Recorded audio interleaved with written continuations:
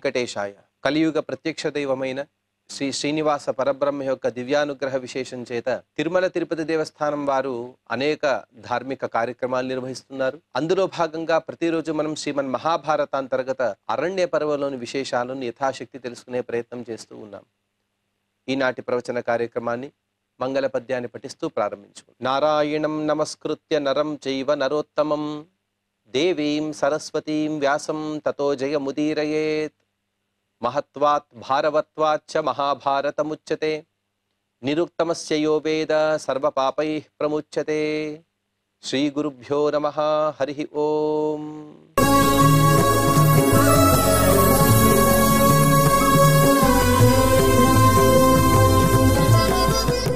ద్రౌపదీదేవికి అలాగే యుధిష్ఠిరునికి పరస్పరమైనటువంటి సంవాదం. అందులో భాగంగా ఇద్దరు కూడా పరస్పరమైనటువంటి అనేక ధర్మాలను వారిద్దరు కూడా పరస్పరంగా చెప్పుకుంటూ, అందులో భాగంగా ద్రౌపదీదేవి గారు ధర్మరాజు యొక్క ధర్మతత్పరతను తెలుపుతూ, ఓ ధర్మరాజా, ఎప్పుడూ కూడా సత్ప్రవర్తనతో ఉండేవాడివి, ఎదుటి మనిషిని ఎప్పుడు కూడా నొప్పించక, అతన్ని ఎప్పుడు కూడా తక్కువగా చూడకుండా, నీవు ఎప్పుడు కూడా సత్ప్రవర్తనతో ఉండేటువంటి నీ సంగతి నేను ఎలా చెప్పగలను? నీలాంటి వాడు ప్రపంచంలో ఎవరు కూడా లేరు. ఇంత ధర్మ తత్పరత కలిగినప్పటికీ కూడా నతే శృంగం అవర్ధత, ఎప్పుడు కూడా నీకు ఒక కొమ్ము వచ్చినట్టుగా, అంటే సత్ప్రవర్తన కలిగిన వాడివిని పొగుడుతూ, రాజసూయాగం చేసిన వాడిని ఇంత పొగిడినా కూడా, ఇన్ని సద్గుణాలు పొందినా కూడా ఎప్పుడు కూడా నీవు అహంకారంతో ప్రవర్తించలేదు కదా. మనం వ్యవహారంలో చెప్తూ ఉంటాం, నీకేం కొమ్ములు వచ్చాయా అని. అటువంటి అనగా అహంకారమని అలా మనం వ్యవహరిస్తూ ఉంటాం. అటువంటి అహంకారాన్ని నీవు ఎప్పుడు కూడా ప్రదర్శించలేదు కదా, ఆ అహంకారమే నీలో లేదు కదా. అలాగే స్వాహాకారై స్వధాభిశ్చ పూజాభిరపి చ ద్విజాన్ దైవతాని పితృంశ్చైవ సతతం పార్థసేవసే. దేవతలను పూజించే సందర్భంలో స్వాహా శబ్దాన్ని మనం వాడుతూ ఉంటాం. దేవతలకు ఆహుతులు ఇచ్చే సందర్భంలో స్వాహాకారంతో, పితృదేవతలను ఆరాధించే సందర్భంలో స్వధా శబ్దాన్ని వాడుతూ ఉంటాం. ఈ విధంగా దైవ కార్యాలని పితృకార్యాలని విరివిగా చేస్తూ ఉంటాం. అలాగే ఎప్పుడు కూడా పూజలు చేయడం, బ్రాహ్మణ సంతర్పణ చేయడం, ఇదంతా కూడా నీవు చేస్తూనే ఉన్నావు కదా. బ్రాహ్మణ సర్వకామైస్తే సతతం పార్థ తర్పితాః యతయో మోక్షిణశ్చైవ గృహస్థాశ్చైవ భారత. ఓ ధర్మరాజా, ఒకరు ఇద్దరు కాదు, నిన్ను వచ్చి ఎవరైనా దేహి అని అడిగితే లేదు అని చెప్పేటువంటి నాహి అనే మాటే నీ దగ్గర లేదు. ఎప్పుడూ కూడా బ్రాహ్మణులు, యతులు, సన్యాసులు, గృహస్థులు, బ్రహ్మచారులు ఎవరైనా సరే రాని, ఏ జాతి వారైనా సరే, ఎవరైనా సరే వారికి ఎప్పుడు కూడా పోషించేటువంటి గొప్ప యోగ్యత కలిగిన వాడివి. అలాగే వారిని పోషిస్తూ ఎప్పుడు కూడా వారిని తృప్తిపరిచేవాడు, కడుపు నిండా అన్నం పెట్టడం, వారికి ఆశ్రయాన్ని కల్పించడం ఇత్యాది, ఈ విధంగా వారిని పోషించేవాడివి. వారందరూ కూడా భుంజతే రుక్మపాత్రీభిః యత్రాహం పరిచారికా ఆరణ్యకేభ్యో లౌహాని భాజనాని ప్రయచ్చసి నాదేయం బ్రాహ్మణేభ్యః తే గృహే కించన విద్యతే. వారందరూ కూడా భోజనం పెట్టడం అంటే ఏదో వచ్చారు అరిటాకు వేసి భోజనం పెట్టడం, కడుపు నిండుగా భోజనం పెట్టడం అలా కాదు. భుంజంతే రుక్మపాత్రీభిః, ప్రతి ఒక్కరి కూడా భోజనం చేయడం కోసం బంగారపు కంచం. ఎంతమంది అంటే ఈ విషయాన్ని మనం తర్వాత వచ్చేటువంటి కథల్లో ద్రౌపది సత్యభామ సంవాదంలో మనం తెలుసుకుంటాం. దాదాపుగా 88,000 మంది కేవలం సమావర్తనం చేసుకున్న వారు మాత్రమే వచ్చేవారట. అంతమంది వారంటే మిగతా వారు అనగా గృహస్థులు, బ్రహ్మచారులు, యతులు ఎంతమందో వాటికి లెక్కే లేదని చెబుతున్నారు. అంతమంది కూడా భోజనం పెట్టడం అంటే బంగారు పాత్రలో ఇతని దగ్గర ఎంత సంపద ఉండాలి. సంపద ఉండటం గొప్పతనం కాదు, కానీ దాన్ని ఎప్పుడు కూడా సరిగ్గా వాడటం అనేది గొప్పది. ఆ విధంగా వాడేవాడు ధర్మరాజు గారు. ఎందుకంటే స్వయంగా ఆవిడ చెబుతున్నారు, యత్రాహం పరిచారిక, నీ పరిచారకును నేను. అనగా ఇంతమందికి వంట చేయాలి, ఎంతమందికి వంట చేయాలి, ఎవరెవరు ఎటువంటి వంటను కోరుకుంటారు, వారికి ఎక్కడికెక్కడికి మనం భోజనం పంపించాలి ఇత్యాది సమస్తం కూడా తెలుసుకున్నటువంటి దాన్ని నేను. అంతమందికి భోజనం పెట్టేవాడివి నీవు. నాదేయం బ్రాహ్మణేభ్యస్తే గృహే కించన విద్యతే. ఎవరైనా వచ్చి దేహి అని అడిగితే వారికి లేదు అని చెప్పే మాట లేకుండా విరివిగా దానం చేసేవాడివి. యదిదం వైశ్వదేవం తే శాంతయే క్రియతే గృహే తద్దత్వాతిథి భూతేభ్యః రాజంచిష్టేన జీవసి. ధర్మరాజు అంటే సామాన్యుడు కాదు, గొప్పదైనటువంటి రాజ్యం, ఎన్నో సిరి సంపదలు, పంచభక్ష పరమాన్నాలు. కానీ చివరికి ఇతను భోజనం చేసేది ఏమిటి అంటే అతిథులకు, అభ్యాగతులకు, సేవకులకు, సోదరులకు అందరికీ భోజనం పెట్టి చివరికి పశుపక్ష్యాదులు కూడా యదిదం వైశ్వదేవం తే శాంతతే క్రియతే గృహే. వైశ్వదేవం సమస్త విశ్వానికి కూడా భోజనం పెట్టేవాడివి.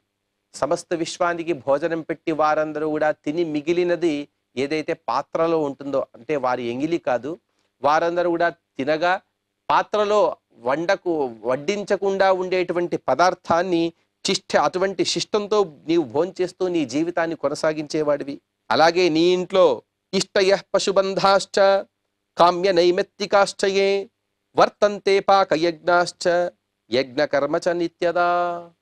నీ ఇంట్లో ఎప్పుడు కూడా యజ్ఞం జరుగుతుండేవి. నిత్యోత్సవో భవత్తేషాం నిత్యశ్రీ నిత్యమంగళం ఏషాం హృదిస్థో భగవాన్ మంగళాగితనం హరిహి. ఎప్పుడు కూడా పరమాత్మ గురించి చింతన, ఎప్పుడూ కూడా పరమాత్మ తృప్తి కోసం హోమాలు, యజ్ఞాలు, యాగాలు, తపస్సులు, దానాలు, అన్న సంతర్పణ, భాగవత సప్తాహం ఇత్యాది ప్రతిరోజు కూడా ఈ ఇంట్లో జరిగేవి. అవి ఎటువంటివి అంటే ఇష్టయ దర్శపూర్ణమాసాది ఇష్టులు, పశుబంధాశ్చ ఆ కాలంలో పశుబంధనం చేసి ఆ పశువుని అక్కడ బలిగా ఇచ్చి తద్వారా హోమం చేసేవారు. అటువంటి పశుబంధ హోమాలు, కామ్యకర్మములు, అలాగే నైమిత్తిక కర్మలు, అలాగే వర్తంతే పాకయజ్ఞాశ్చ. పాకయజ్ఞం ఉంటే అలా అగ్నిహోత్రుడిని వెలిగించి ఆవాహన చేసినటువంటి అగ్ని అందే అక్కడే ఒక కుండను పెట్టి అందులో వండటం, అన్నం కానీ, పాయసం కానీ, పురోడాశం కానీ ఇత్యాది వాటిని వండి వాటినే అక్కడే హోమం చేసి మిగిలిన దాన్ని స్వీకరించడం. అటువంటి హోమాలు నీ ఇంట్లో ప్రతిరోజు కూడా జరుగుతుండేవి. ఇవన్నీ కూడా చేయాలంటే సామాన్యులకి సాధ్యం కాదు. అందులో ఒక్కొక్క హోమం చేయాలంటేనే ఎంతో కష్టం. కానీ ధర్మరాజు గారి ఇంట్లో ప్రతిరోజు కూడా అన్ని హోమాలు కూడా జరిగేవి. అటువంటి గొప్ప సామ్రాజ్యానికి అధిపతివి నీవు.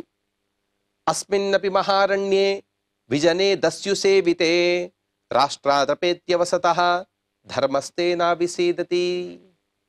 సరే, ఆ రాజ్యంలో ఉన్నావు, ఆ రాజ్యంలో ఉంటూ ఎన్నో సత్కర్మలను చేశావు, సంపదలనంతా కూడా కోల్పోయావు, అంతా కూడా దుర్యోధుని అధీనమైపోయింది. సంపదలను కోల్పోయినప్పటికీ కూడా విజనే దస్యుసేవితే, నీ శత్రువులు ఇక్కడ ఎంతో మంది తిరుగుతూ ఉన్నారు. అటువంటి విజనే, నీ పరిచారకులు ఎంతో మంది లేరు, నీ దగ్గరే ఎన్నో సంపదలు లేవు, నీ రాష్ట్రాన్ని పోగొట్టుకున్నావు. కానీ ధర్మస్తే నావిసీదతి, ఇప్పటి వరకు కూడా ఏ ధర్మాన్ని కూడా నీవు కోల్పోలేదు, ధర్మాన్ని ఆచరించలేదు అని లేదు, ధర్మాన్ని ఆచరిస్తూనే ఉన్నావు. ఇది నీ గొప్పతనము. అశ్వమేధో రాజసూయః పుండరీకోథ గోసవః ఏతైరపి మహాయజ్ఞైః ఇష్టం తే భూరి దక్షిణైః. అశ్వమేధము, రాజసూయము, పుండరీకము, గోసవము అనే అనేక హోమాలను ఎంతెంతో దక్షిణలు ఇచ్చి, వాటికి ఎంతైతే దక్షిణలు ఇవ్వాలో దానికన్నా రెట్టింపు దక్షిణలు ఇచ్చి హోమం చేసిన వాడివి నీవు. భావి కాలంలో కూడా, అనగా కురుక్షేత్ర సంగ్రామం జరిగిన తర్వాత కూడా చెబుతారు, ధర్మరాజు గారు అశ్వమేధ యాగాన్ని చేస్తారు. అశ్వమేధ యాగాన్ని చేసి దానికి 3 దక్షిణ ఇస్తారట. 3 దక్షిణ మాత్రం కాదు, మాంగల్య మాత్రం దయితా శరీరే. తన భార్య అయినటువంటి ద్రౌపదీదేవి మెడలో మాంగల్యం తప్ప మిగతా సమస్తాన్ని కూడా దానం చేసిస్తారు. సమస్త ప్రపంచాన్ని, వారి దగ్గర ఉండేటువంటి బంగారము, వజ్రాలు, వైడూర్యాలు సమస్తాన్ని కూడా దానం చేసిస్తారు.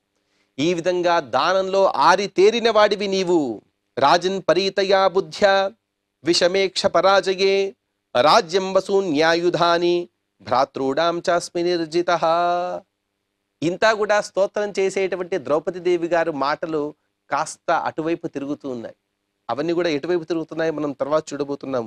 కానీ రాజా, నీవు విపరీతమైనటువంటి బుద్ధితో అత్యంత విషమం ఏదైతే చేయకూడదో అటువంటి ద్యూతం, ఆ ద్యూతంలో ఓటమి చెందావు. ఓటమి పొంది రాజ్యాన్ని, ధనాన్ని, ఆయుధాలని, నీ తమ్ముళ్ళని, చివరికి నన్ను కూడా పణంగా పెట్టావే. రుజుర్ధర్మోర్వదాన్యస్య హ్రీమత సత్యవాదినః కథమక్ష వ్యసనజా బుద్ధిరాపతి తాతవ. ఇంత పొగిడినటువంటి ద్రౌపదీదేవి గారు ఇక్కడ ప్రశ్నిస్తూ ఉన్నారు. ఇన్ని ధర్మాలు చేసిన వాడివి, ఎన్నో దాన ధర్మాలు చేశావు, ఎన్నో యజ్ఞ యాగాలు చేశావు, వచ్చిన వారికి లేదనకుండా తిండి పెట్టావు, వచ్చిన వారికి లేదనకుండా వారు అడిగినటువంటి కోరికలన్నీ తీర్చావు.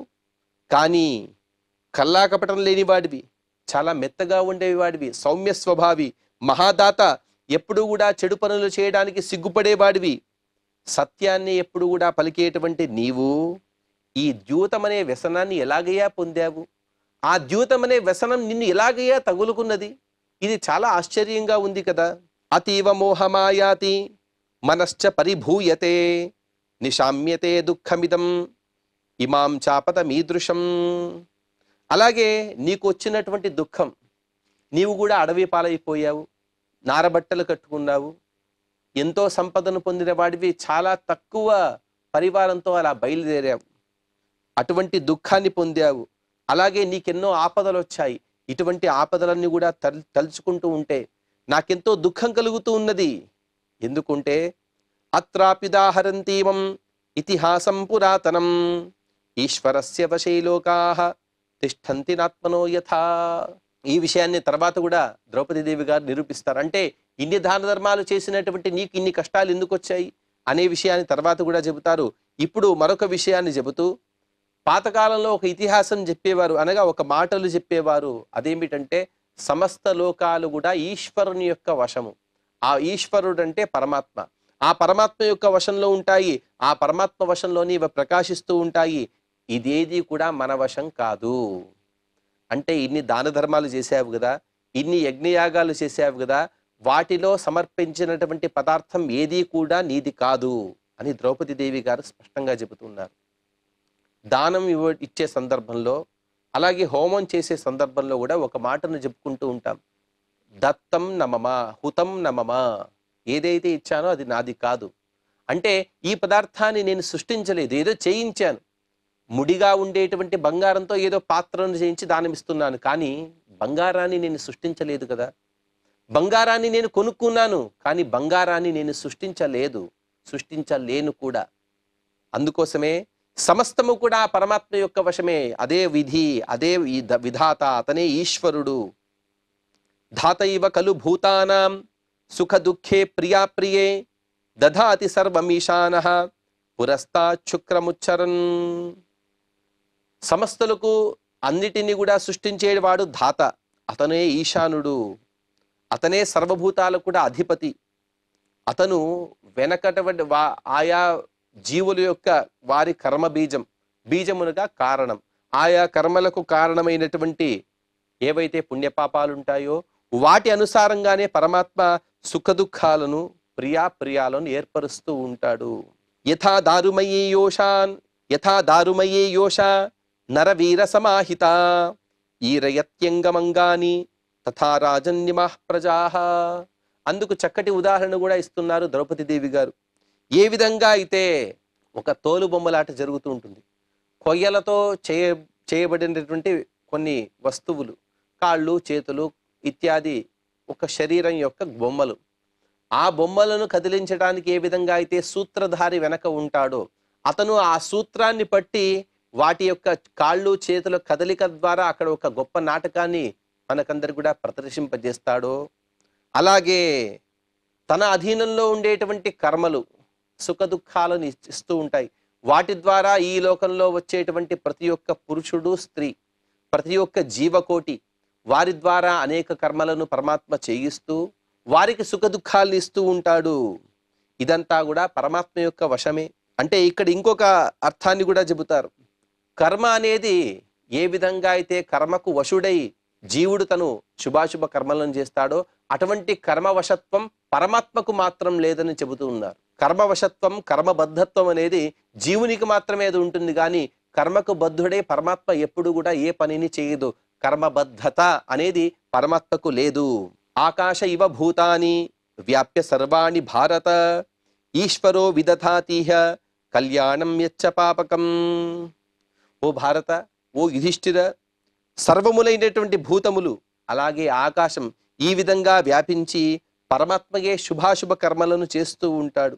అంటే సమస్త భూతగణము అనగా ప్రాణులు, అలాగే ఆకాశం నుండి ప్రారంభించి ఆకాశ తత్వం ఎక్కడి నుంచి అయితే ఉందో అక్కడి నుండి ప్రారంభించి అనగా మహత్తత్వం కూడా తీసుకోవాలి. ఎక్కడి నుండి అయితే జీవుని యొక్క పుట్టుక, జీవుని యొక్క ప్రవృత్తి అనేది ప్రారంభమైందో అక్కడి నుండి ప్రారంభించి తృణపర్యంత జీవుని వరకు కూడా ప్రతి ఒక్క జీవుని యందు కూడా పరమాత్మయే ఉంటూ వారి ద్వారా శుభాశుభ కర్మలను చేయిస్తూ ఉంటాడు. ఎలాగుంటుంది అంటే అదంతా కూడా శకుని తంతుబద్ధోవా నియతో యమనీశ్వర ఈశ్వరస్య వశే తిష్టన్ నాణ్యేషాం నాత్మనః ప్రభుః. ఒక పిట్ట ఉంటుంది. ఆ పిట్ట ఏ విధంగా అయితే ఒక రెండు దారాల మధ్య చిక్కుకుని అది ఏ విధంగా అయితే అల్లాడుతూ ఉంటుందో ఆ విధంగా జీవుడు కూడా ఉంటాడు. ఆ రెండు దారాలు ఏమిటి అంటే పరమాత్మ, అలాగే తన యొక్క కర్మలు, శుభాశుభ కర్మలు. ఈ రెండిటికి చిక్కుకుని జీవుడు కూడా అలాగే ప్రవర్తిస్తూ ఉంటాడు. అనగా ఏ విధంగా అయితే ఆ రెండు దారాలకు అయినమై పిట్ట అలా ఉంటుందో అదే విధంగా జీవుడు కూడా పరమాత్మ, ఆ పరమాత్మ యొక్క జాలము అనగా వల, అదే సుఖ దుఃఖాలు, వాటికి కారణమైనటువంటి పుణ్య పాప కర్మలు, వాటికి అధీనుడై తను ప్రవర్తిస్తూ ఉంటాడు. కానీ తనపైన తనకు ఎటువంటి స్వాతంత్రం అనేది లేదు. ఈ విషయాన్ని ఇంకా దీర్ఘంగా కూడా చర్చించబోతారు ద్రౌపదీదేవి గారు. ఇక్కడ చెప్పేటువంటి విషయం ఏమిటంటే సమస్త జీవగణం కూడా పరమాత్మ తప్ప మిగతా అందరు కూడా లక్ష్మీదేవిని ప్రారంభించి తృణపర్యంత జీవుని వరకు కూడా అందరూ కూడా అస్వతంత్రులే. ఎవరు ఎప్పటికీ ఏ కాలంలో కూడా వారు స్వతంత్రులు ఇంతవరకు లేరు కూడా. వారికి ఆ స్వాతంత్రం అనేది లేదు. మణిసూత్ర ఇవ స్ప్రోతో నస్యోత ఇవ గోవృష శ్రోతసో మధ్యమాపన్న కూలాద్వృక్ష ఇవచ్యుత. ఒక దారంలో గుచ్చబడినటువంటి మణిలాగా, ముక్కునకు తాడు కట్టినటువంటి ఎద్దువలే, ఏటి మధ్యకు చేరినటువంటి వృక్షంలాగా అవన్నీ కూడా మనమందరూ కూడా ఈ ఒక ప్రవాహంలో ఉన్నాం. అంటే ఒక దారంలో అనేక మణులు ఉన్నాయి. ఏ విధంగా అయితే ఒక మణిని అనుసరించి మరొక మణి ఉంటుందో అన్ని మణులు కూడా దారాన్ని ఏ విధంగా అయితే ఆశ్రయించి ఉంటాయో దారం లేనిదే మణులన్నీ కూడా కింద పడిపోతాయి. జీవుని అవస్థ అలాగే ఉంటుంది. ఒక ఎద్దు ఉంటుంది, ఆ ఎద్దుకి తాడు కడతాం, ముక్కు తాడు అని మనం వ్యవహరిస్తూ ఉంటాం. ఆ ముక్కు తాడు అనేది లేకపోతే ఎద్దు ఏ విధంగా అయితే స్వైరంగా ఉంటుందో అటువంటి స్వైర ప్రవృత్తి లేకుండా జీవుడు ఎప్పుడు కూడా పరమాత్మ చేత బద్ధుడు. అలాగే ఒక వృక్షం ఉంటుంది, దాని మధ్య ఎప్పుడైతే అలా నీరు అటువైపు ఇటువైపు ప్రవహించి ఆ వృక్షం నేల కూలిపోతుందో, ఇంతవరకు కూడా ఆ వృక్షం బాగా పెరిగి ఏపుగా పెరిగింది, కానీ ఎప్పుడైతే ప్రవాహం వచ్చిందో ఆ వృక్షం కూడా అలా ప్రవాహంలో కొట్టుకుపోతుందో ఆ విధంగా జీవుడు ఆ పరమాత్మ యొక్క సంకల్పమనే, పరమాత్మ యొక్క ఇచ్ఛ, ఈశ్వరేచ్ఛ అనే ఒక ప్రవాహంలో తను కూడా కొట్టుబిట్టాడుతూ ఉంటాడు. ధాతురాదేశమన్వేతి తన్మయోహిత దర్పణ నాత్మాధీనో మనుష్యోయం కాలం భజతి కంచన. మరొక సిద్ధాంతాన్ని కూడా చెబుతున్నారు ద్రౌపదీదేవి గారు. అదేమిటంటే నైయాయికుల యొక్క మతం, దాన్ని సర్వాధార కాల అంటారు. అనగా అన్నిటికీ కూడా కాలం అనేది ఆధారమని వారు చెబుతారు. ఆ విధంగా చెబుతూ పెద్ద సిద్ధాంతాన్ని వారు చెబుతూ ఉంటారు. అదే విషయాన్ని ఇక్కడ చెబుతూ ఈశ్వరుడు కూడా ఒక ఆదేశానికి లోడుబడి తను ప్రవర్తిస్తూ ఉంటాడు. ఈశ్వరుడు తను సర్వసమర్థుడైనప్పటికీ కూడా కానీ అతను కూడా కాలాన్ని ఆశ్రయించే తను కర్మలను చేస్తూ ఉంటాడు. కాలం ఉంటే అర్థం ఏమిటంటే ఆయా జీవుల యొక్క శుభాశుభ కర్మలు, ఆ శుభాశుభ కర్మలకు అనుగుణంగా వారికి సుఖ దుఃఖాలను ఇవ్వటం, దీన్నే ఇక్కడ కాలమని వివరిస్తుంటారు. కానీ ఇటువంటి కాలానికి కూడా నియామకుడు పరమాత్మయే. ఈ విషయాన్ని మనం భాగవతంలో చెప్పుకుంటూ ఉంటాం. యోయం కాలస్తస్యతే వ్యక్తబంధో అని స్వయంగా దేవకీదేవి గారు అక్కడ ఆ పరమాత్మను కాలానికి నియామకుడుగా తను వర్ణించినది. అటువంటి కాల నియామకుడి కూడా పరమాత్మయే. అటువంటి కాలబద్ధులే సమస్త జీవులు కూడా. అగ్నో జంతురనీషోయం ఆత్మన సుఖ దుఃఖయోః ఈశ్వర ప్రేరితో గచ్చేత్ స్వర్గం నరకమేవచ. అందుకోసమే ఈ ప్రాణికి ఎటువంటి తెలియదు, ఏమి తెలియదు, వాడికి ఎటువంటి జ్ఞానం అనేదే లేదు. తన సుఖ దుఃఖాలకు తనే ప్రభువనే అనుకుంటూ ఉంటాడు. కానీ అటువంటి సుఖ దుఃఖాలకు అటువంటి పుణ్యపాప కర్మలను కూడా స్వతంత్రంగా చేయలేడు. ఆ పరమాత్మ ఏ విధంగా అయితే తను ప్రేరేపిస్తాడో ఆ పరమాత్మ యొక్క ప్రేరణకు అనుగుణంగానే తను శుభాశుభ కర్మలను చేసి శుభకర్మ ద్వారా స్వర్గాన్ని, అశుభ కర్మ ద్వారా నరకాన్ని పొందుతూ ఉంటాడు. ఎలా ఉంటుంది అంటే అదంతా యథా వాయోస్తృణాగ్రాణి వశం యాంతి బలీయసః ధాతురేవం వశం యాంతి సర్వభూతాని భారత. ఎన్నో అలా గడ్డిపోచలన్నీ కూడా పడి ఉన్నాయి, వాటిని అలా పీకి కింద పడేసి ఉన్నారు. అంతవరకు కూడా అవన్నీ కూడా నిస్తబ్దంగా ఉన్నాయి. కానీ బలమైన గాలి వీస్తే అన్ని గడ్డిపోచలు కూడా ఏ విధంగా అయితే గాలికి కొట్టుకుపోతాయో అదేవిధంగా ఆ పరమాత్మ అనే ఒక మహాశక్తి, ఆ మహాశక్తి ముందు ఎవరు కూడా నిలబడలేరు. ఆ పరమాత్మకు వశులై అందరూ కూడా ఎప్పుడు కూడా ప్రవర్తిస్తూ ఉంటారు. ప్రతి ఒక్క జీవుని యొక్క ప్రవర్తన ఆ పరమాత్మ యొక్క అధీనం. ఆర్యే కర్మణి యుంజానః పాపేవా పునరీశ్వరః వ్యాప్య భూతాని చరతే నచాయమితి లక్ష్యతే.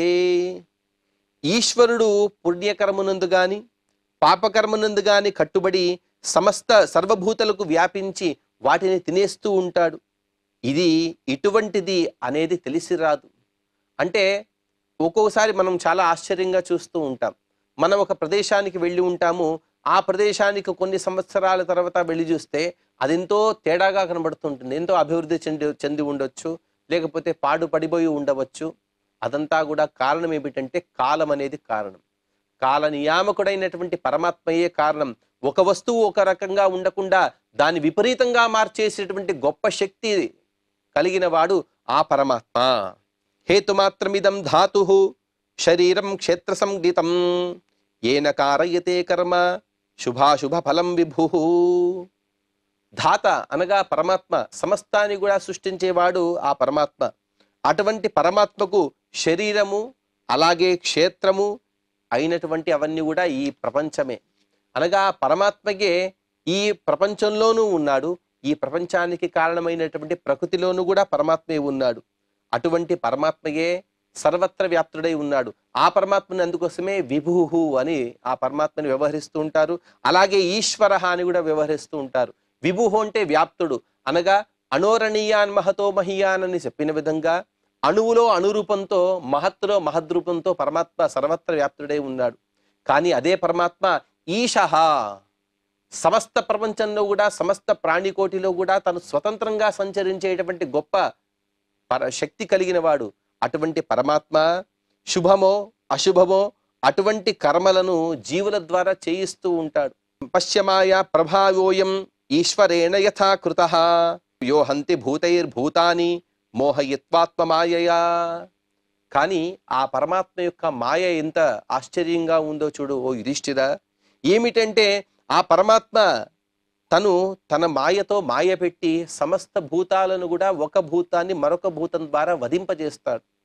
అనగా జీవో జీవస్య జీవనం అని చెప్పిన విధంగా ఒక జీవుడు తన మనుగడను కొనసాగించాలంటే అనేక జీవులను తను ఆరగించాలి, వాటిని తినాలి అని చెప్తారు.